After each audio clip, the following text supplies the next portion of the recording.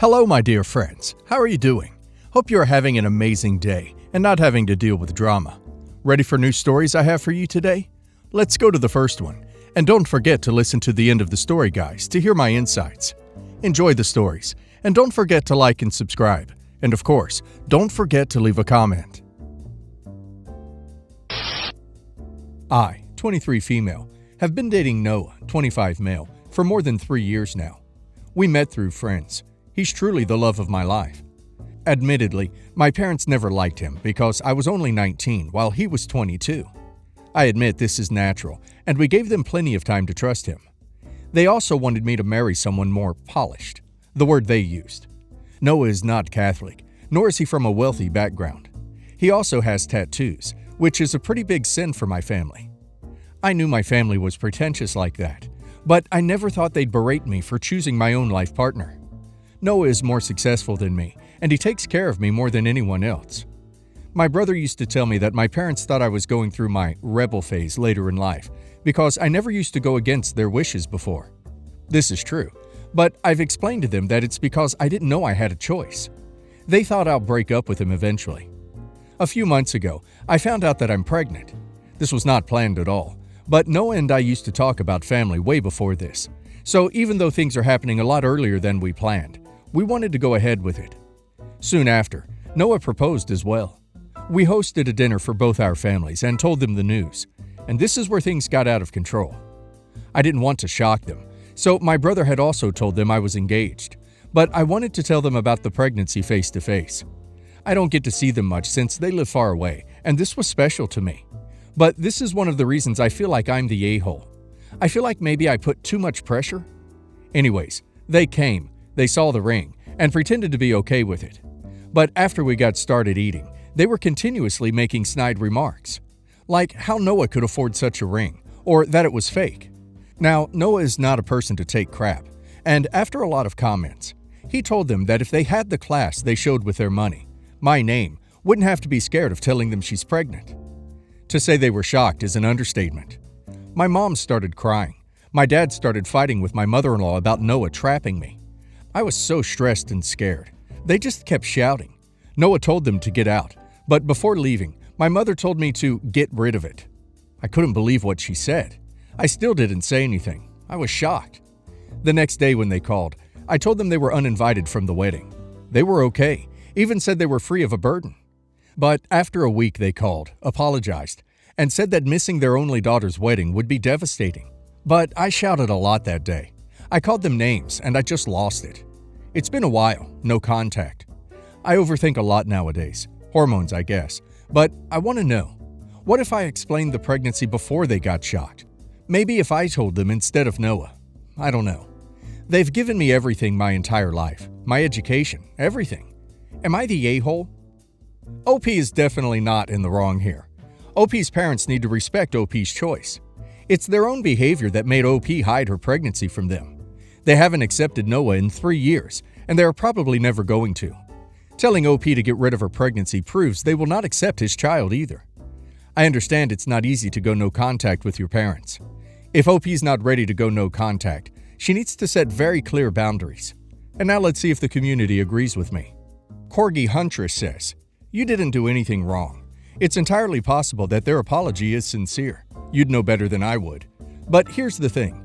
If you do allow them back in your life, then they need to follow certain rules. The top one of those is that they must be respectful to you and your fiancé, and never talk trash about him, either in front of you or behind your back. They don't have to like him, but they do have to be polite and respectful. You have to have a shiny spine, which you have, but it's never easy to stand up to family. Not the a-hole." Yar1279 says, "Not the a-hole. My dad's family didn't approve of my mom. They changed their attitudes when I, first grandkid, came into the picture, and they realized that my dad didn't care what they thought or wanted for him. Hopefully they do the same, but make sure you set solid boundaries with them." Dishonest Gandalf says, "Everyone sucks here. If they were able to cool down and accept the marriage and apologize, you should be able to forgive." So I, 30 female, recently bought a house for my former nanny. My entire childhood I was raised by my nanny, Jane, as my mom was the breadwinner and my dad wasn't in the picture at all. Jane attended every after-school activity, graduation, and parent-teacher conference. Jane basically raised me, and I see her as my second mom. My mom employed Jane as a nanny, housekeeper, from when I was 2 until I was 28, when my mom passed away due to cancer. As a result, I inherited everything. My mom was a successful surgeon with her own practice, and my grandparents left her with a few properties in her home country. I've since rented the properties out, giving me a good rental income. Well, after my mom passed away, Jane was there for me. She helped me make all of the funeral arrangements and contact relatives from my mom's home country. After she helped me through this difficult time, I wanted to do something nice to thank Jane. As a birthday gift, I surprised Jane with a deed to a 2-bed, 2-bath house in an area of the country she had always talked about wanting to retire at. Jane tried to decline the gift, saying it was too much, but I told her she was like a second mother to me, and that this was the least I could do for her as thanks for raising me. Well, somehow, word got back to my dad that I had bought a house for Jane, and he turned up at my mom's old practice, demanding to talk to me. I didn't even know who the man was, as I've seen him less than 20 times in my entire life. He claimed to be my father, and yelled at me for buying a house for a stranger over someone who is family, and says he and his family of 5 have been struggling financially. He even had the audacity to say that I should buy a house for him and my half-siblings, who I have never met, because they are my blood family and I owe it to them. I laughed in his face and told him that Jane had been more involved in my life growing up than he ever had, and that I didn't care if he was struggling financially. Security then escorted him to his car and made sure he left the property. My dad's side of the family have now been trying to reach out through Facebook. Complete strangers who I've never met, saying I'm an a-hole and that my mom never let him be part of my life. I know this is false, since I remember my mom calling him over the years, asking him to pick me up on the weekends to spend time with me, and he never did. I tried to talk to my friend Aiden, 34 male, about this problem, who recently reconnected with his dad, who he hadn't seen since he was 6, due to his dad being incarcerated. Aiden told me that my dad probably had a good reason for abandoning me, and that I'm the a-hole because some people don't even have dads. I reminded him I was one of those people. Now he's refusing to talk to me. So, am I the a-hole? Well, I would have laughed in his face as well, to be honest. OP's financial decisions are not her father's business. OP's nanny was clearly more of a parent than the father ever was. His behavior speaks very loudly to the content of his character. Family is about the relationships and connections we build, not just biological ties. OP should not feel bad about prioritizing the people who have been there for her, regardless of blood relations. And now let's hear the community's opinion. OK Childhood says, not the a-hole, and you can cut Aiden off with your dad. His own story might be different, but that doesn't mean he has any right to judge you and how you choose to handle your relationship with your sperm donor. Jane sounds wonderful. OK Conversation 9750 says, not the a-hole. Your sperm donor and his flying monkeys can just fly on by. You don't owe them so much as a hello. As for Aiden, he doesn't get to compare his family dynamics with yours. He's comparing apples to radiators. Old Gray Troll says, not the a-hole. Oddly, this story sounds just like the stories told about people who win the lottery. As soon as the word gets out that you have free, extra money, all the parasites come out with wonderful stories about how you owe them a cut. Just because half of your DNA closely resembles this person's doesn't actually make them important in your life. Jane was important for 26 years of your life. Dad? Value what is important. I, 61 male, have 2 children, Adam, 33, and Sarah, 29. This post is about my son, Adam. Adam got married 6 years ago to his wife, Jen. About 4 years ago, Adam and Jen separated because Jen cheated on him. She later told him she was pregnant and didn't know if the baby was his or not. Adam was planning on going through with the divorce and getting a paternity test when she gave birth, but he changed his mind when she gave birth. He decided he wanted to give her another chance and make their marriage work. He also decided not to get the paternity test because he thought it would create tension and resentment if he knew for certain that the child wasn't his. Let's call the child Billy. Their marriage has still been a crap show since. They break up and get back together every other day. He considers Billy his own son sometimes, but other times he calls him Jen's son.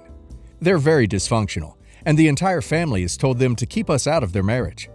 They would complain about everything to us when they had no intention of changing anything. So there's no point of them wasting our time with their constant complaints. Every year I update my will. Not drastically, and sometimes I don't even change much at all.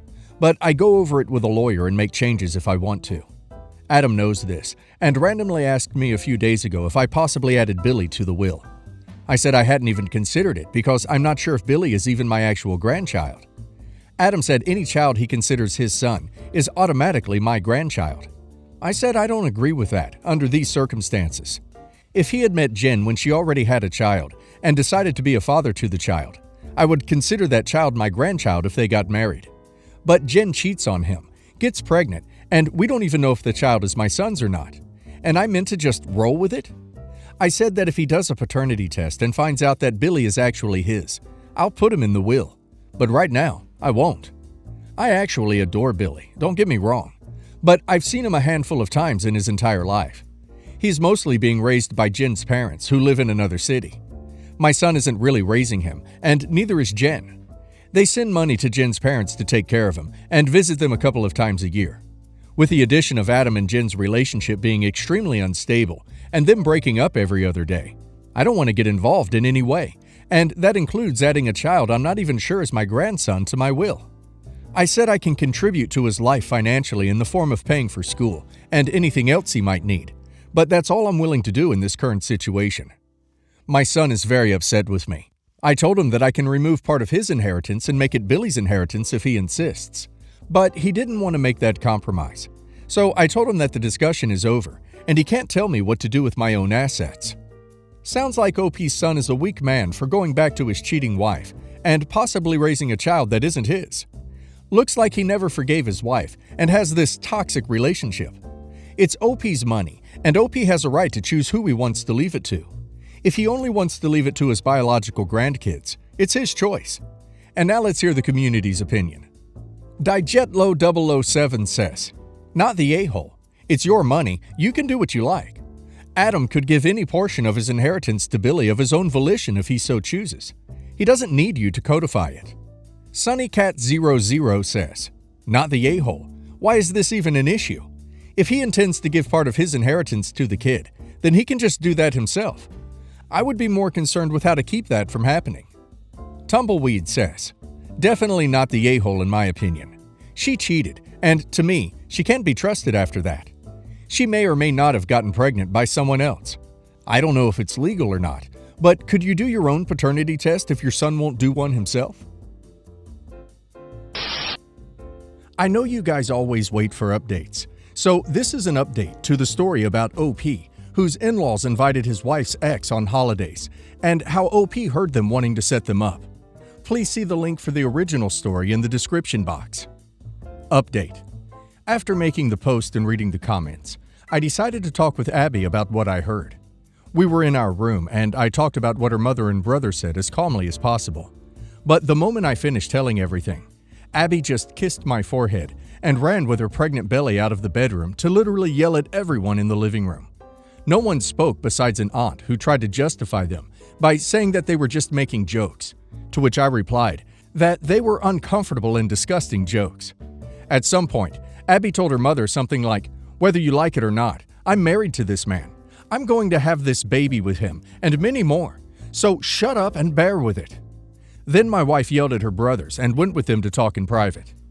My brother-in-laws talked with me and admitted that they were only doing that because they believed I was forcing Abby to marry and live in a farm far away from the family, when it was actually Abby's idea to get married in private and live on the farm.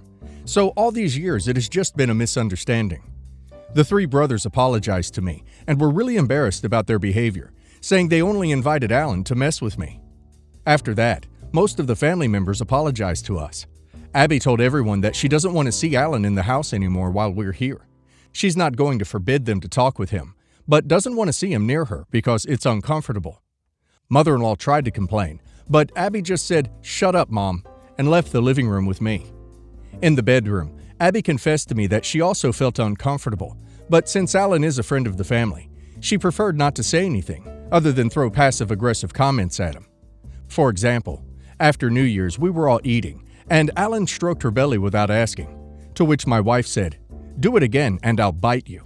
So he never did that again. Abby even said that in an opportunity, she actually talked with Alan and told him that she dislikes being touched by other people, but Alan said she was overreacting and left her talking alone. I feel really stupid for not noticing how uncomfortable my wife also was feeling, because after that is when she stayed most of the times in the bedroom when Alan was in the house with the excuse she was tired because of the pregnancy. Just out of curiosity, I asked her why she broke up with Alan if he's such a cool man, because I'll admit it, he's really charismatic. And Abby told me that he always treated her like if he knew everything and explained things that she already knew every time they talked. Abby never felt the need of talking about that relationship because it wasn't relevant, and she sees me as her first love, and not Alan. I apologized to Abby about not noticing how uncomfortable she was, and only looking at my own feelings without talking about it as a couple. And Abby also apologized for the same. We promised to communicate this kind of thing to each other no matter what. Yesterday we went on a date together, and when we came back, my mother-in-law looked very unfriendly, but she apologized to my wife, to which Abby said she should apologize to me. So mother-in-law and I talked for a while alone, and although I'm still upset, we promised to at least be civil with each other for Abby and the baby. We decided the next time to stay in one of my hotel rooms while we're here. Even if it's a 3-hour drive, it would be better for us to be comfortable, and 3 months at my in-laws' house was always really tiring, so it's something we should have done earlier. For now, Alan is no longer in the picture, because yesterday I got his number to send a message clarifying why he can't come back and why I don't want him near my wife. The man just blocked me without answering. I guess he understood, but if he didn't, I don't have any problem in going to talk about it face to face. Vegetable Cod 2340 says, OP, somehow I just knew that Alan wasn't the nice guy everyone was saying he was. There's a reason you dump the perfect man after 2 months. Congrats on having a great wife that has your back, and for the baby. Broad Sharp says, hold that wife close, OP. Hold her close. Only advice for the future. You hear anyone in the family disrespecting you again, speak up on your own. Knock that crap out ASAP. Record Unique says, do it again and I'll bite you, is not passive-aggressive. It's just aggressive. She sounds like a queen.